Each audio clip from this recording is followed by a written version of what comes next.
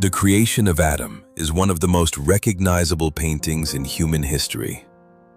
It was painted by Michelangelo on the ceiling of the Sistine Chapel in Vatican City as part of a much larger series illustrating stories from the Book of Genesis.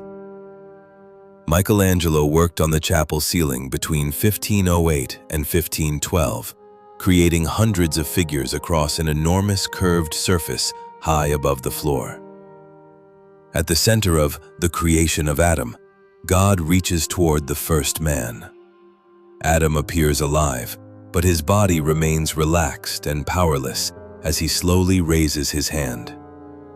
Their fingers almost touch, but Michelangelo deliberately leaves a tiny space between them. That narrow gap has become one of the most famous details in Western art. It represents the moment before Adam receives life. God possesses the energy, while Adam waits to receive it. The scene is based on the biblical account that humanity was created in the image of God. But centuries later, people began noticing something strange. God is surrounded by angels and wrapped inside a large, reddish cloak. When viewed as a complete shape, the cloak and the figures inside it appear remarkably similar to a cross-section of the human brain. In 1990, physician Frank Lynn Meshberger published a medical interpretation proposing that Michelangelo intentionally concealed detailed brain anatomy within the painting.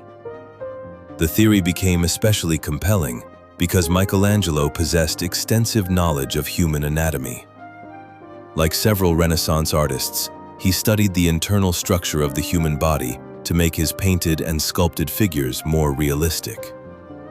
Researchers continue to debate whether anatomical forms were deliberately incorporated into his Sistine Chapel compositions.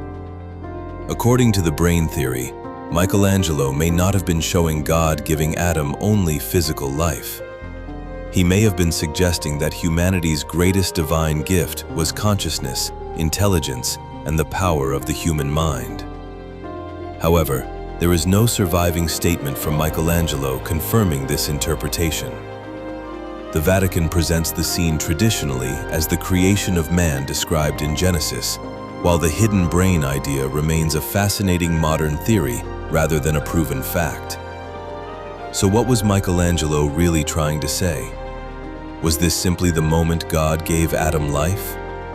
Or did Michelangelo secretly suggest that the greatest gift humanity ever received was the human mind?